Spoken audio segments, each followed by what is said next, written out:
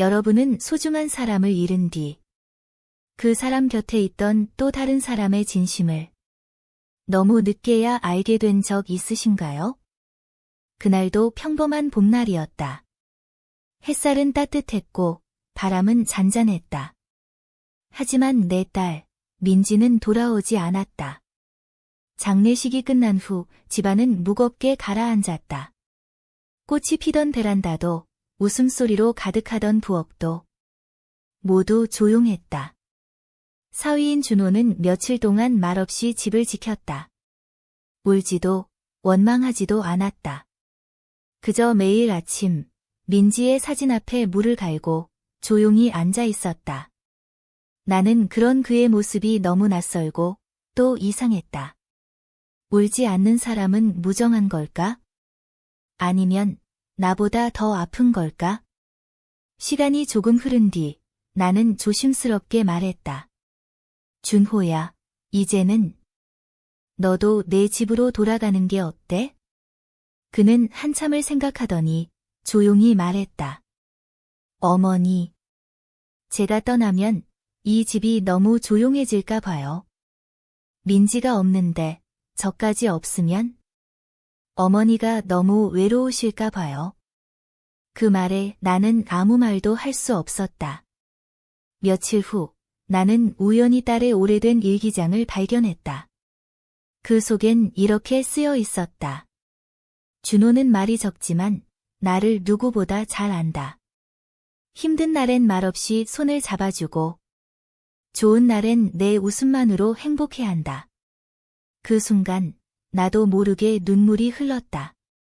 나는 그동안 그가 얼마나 조용히 내 딸을 사랑해왔는지를 전혀 몰랐다. 그날 밤 나는 준호에게 따뜻한 차를 건넸다. 민지가 많이 사랑했더라. 나는 그걸 너무 늦게 알았네. 준호는 말없이 고개를 끄덕였다. 그리고 작은 목소리로 말했다. 저도 어머니가 민지를 얼마나 사랑했는지 지금이 되어서야 더 잘 느껴요. 그 말에 두 사람 사이에 조용한 공감이 흘렀다. 슬픔은 다르지만 사랑은 같다는 걸 우리는 느꼈다. 며칠 후 나는 그에게 물었다. 민지 없이 어떻게 지내고 있어? 그는 웃으며 대답했다.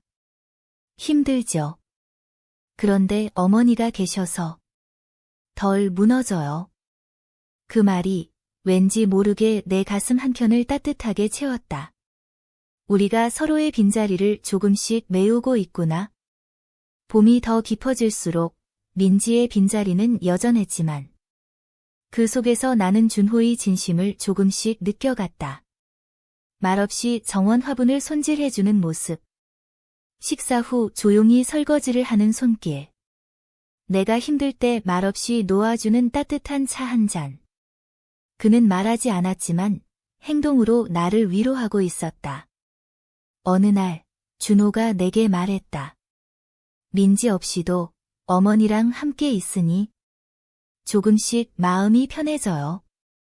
이상하죠? 나는 웃으며 대답했다. 이상하지 않아. 우리 둘 다 민지를 사랑했으니까. 이제 이 집엔 민지는 없지만 그를 통해 나는 민지를 다시 느끼고 있었다. 그리고 어느 순간 나도 깨달았다. 나는 너무 늦게 알았다. 그가 내 딸에게 얼마나 소중한 존재였는지. 그리고 이제는 나에게도 얼마나 소중한 사람으로 남았는지를. 이건 민지가 대학 다닐 때 쓰던 다이어리예요.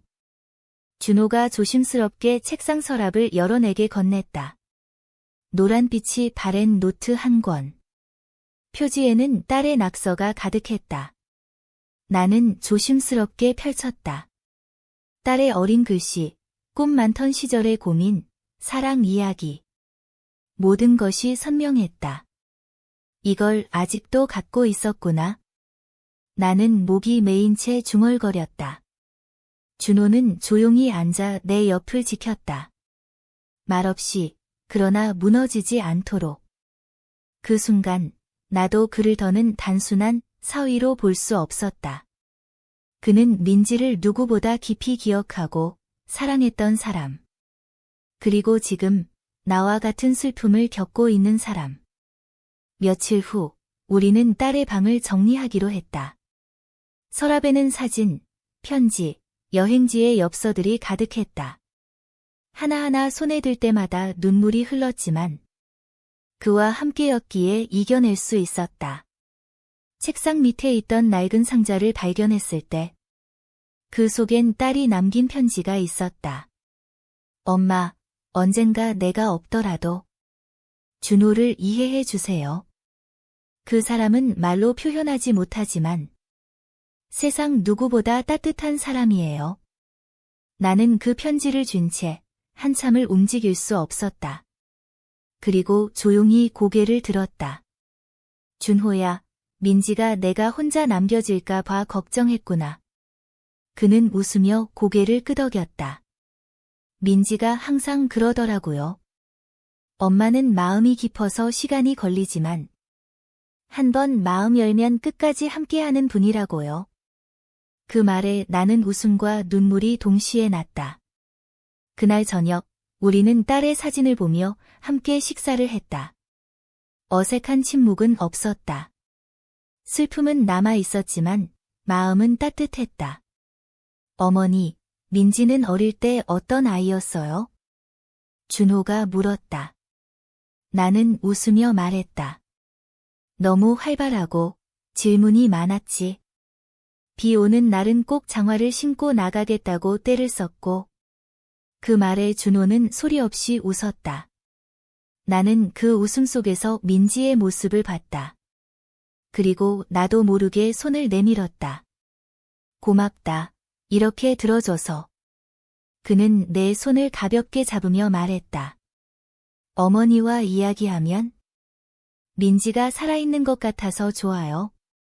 그날 밤 나는 처음으로 잠을 깊이 잤다. 꿈속에서 딸이 말했다. 엄마, 나 걱정하지 마. 난 두 사람이 서로를 지켜주는 게 좋아. 시간은 흘렀고 계절은 여름으로 넘어갔다. 우리는 매주 일요일이면 딸의 무덤을 찾아갔다. 꽃을 바꾸고 짧게나마 말을 걸었다. 준호는 항상 말없이 무릎을 꿇고 손을 모았다. 나는 그 모습이 깊은 존경으로 느껴졌다. 하루는 내가 아팠을 때 그는 퇴근 후 곧장 집으로 와 따뜻한 죽을 끓여주었다. 약을 챙기고 이불을 덮어주며 말했다. 어머니도 누군가에게 기대셔도 돼요. 이젠 제가 어머니 가족이잖아요. 그 말에 나는 눈을 감고 조용히 대답했다. 그래. 너는 우리 가족이야. 그날은 민지의 생일이었다. 조용히 보내자고 마음먹었지만 아침부터 마음이 붕 뜨고 무거웠다. 식탁 위에 민지가 좋아하던 딸기 케이크를 올려놓고 사진 앞에 작은 꽃다발을 놓았다. 잠시 뒤 문이 조용히 열렸다. 어머니, 혹시 오늘 민지 생일이죠? 준호였다. 손엔 민지가 즐겨 입던 분홍색 목도리가 있었다. 이거 민지 옷장에서 찾았어요. 오늘만큼은 여기 놓고 싶어서요. 나는 목이 메인 채 고개를 끄덕였다. 잘했어. 민지가 좋아하겠네. 점심을 먹은 후 우리는 민지의 무덤으로 향했다.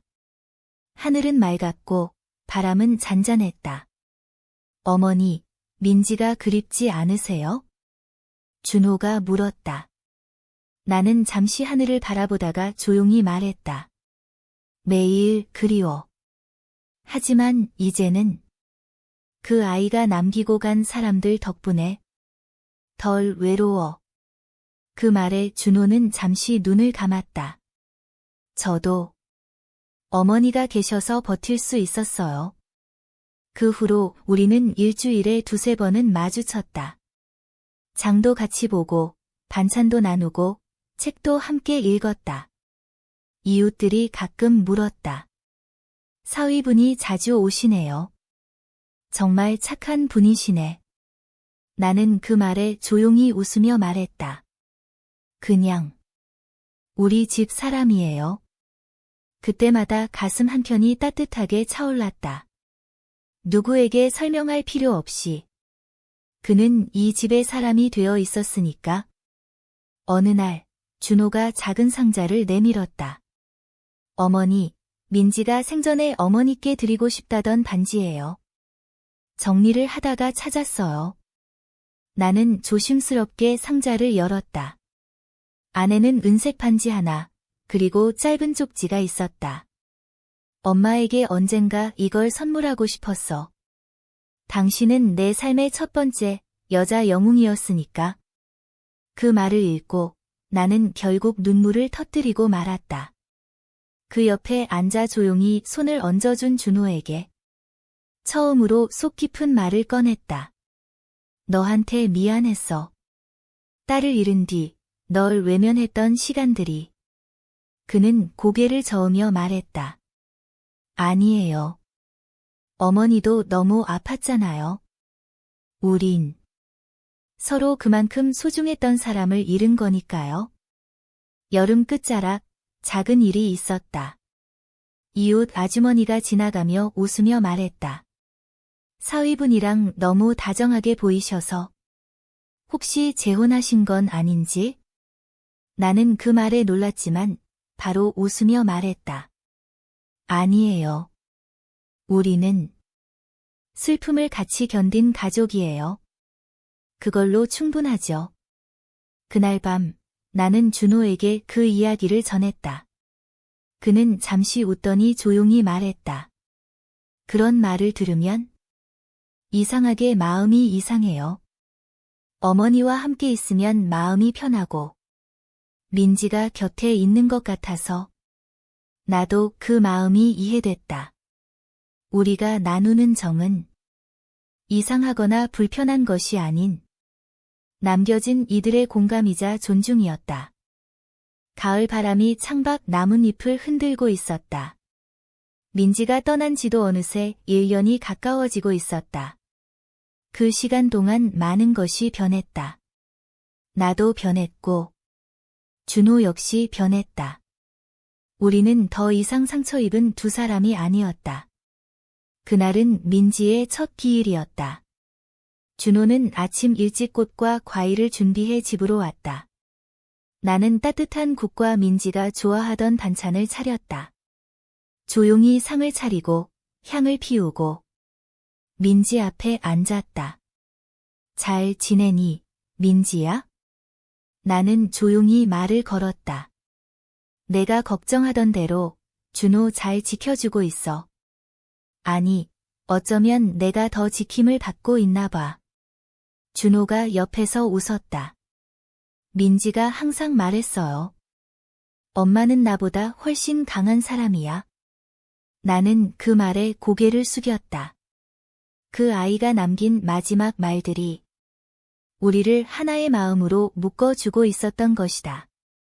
그날 저녁, 우리는 민지와 함께 갔던 작은 공원으로 향했다. 벤치에 앉아 가만히 낙엽이 지는 길을 바라보았다. 어머니. 준호가 조심스럽게 입을 열었다. 민지 없이 지낸 이 시간이 참 외로웠어요. 하지만 어머니가 계셔서 하루하루가 버틸 수 있었어요. 나는 조용히 고개를 끄덕였다.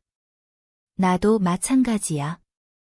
너 아니었으면 매일 침대에서 일어나지도 못했을 거야. 우리는 그렇게 서로에게 기대어 살아왔다. 사랑이 아닌 책임과 공감. 그리고 가족이라는 이름으로. 가을이 깊어질수록 집안엔 따뜻함이 채워졌다.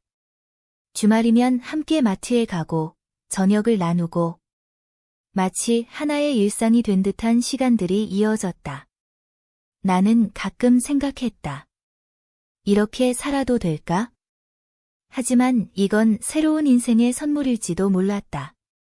민지가 떠난 자리에 남겨진 두 사람의 삶이 조용히 연결된 것뿐. 겨울이 오기 전날 준호는 나에게 물었다. 어머니, 저 회사 근처로 이사 가려고 해요. 너무 멀어서 출퇴근이 힘들어서요.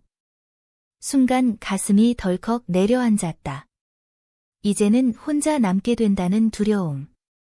하지만 나는 고개를 끄덕이며 웃었다. 그래야지. 너도 내 삶을 살아야 하잖니? 준호가 조용히 말했다.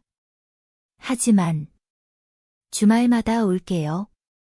우리 여전히 가족이니까요. 그 말에 마음이 따뜻해졌다. 그래. 우린 가족이니까. 에필로그. 몇 달 후, 나는 동네 복지관에서 시니어 문학 동아리에 참여하게 되었다. 처음엔 망설였지만 준호의 권유로 용기를 냈다. 첫 수업 날, 선생님이 물었다. 여러분은 요즘 가장 감사한 사람이 누구인가요? 나는 펜을 들고 조용히 적었다. 나의 사위, 준호. 그는 나의 딸을 사랑했고, 그녀가 떠난 후엔 나를 지켜주었다. 그는 여전히 내 가족이다. 그리고 내 인생 후반의 가장 따뜻한 인연이다. 이야기를 끝까지 함께 해주셔서 감사합니다. 이 이야기는 장모와 사위라는 특별한 관계 속에서 존중과 회복, 따뜻한 연결을 그려보았습니다.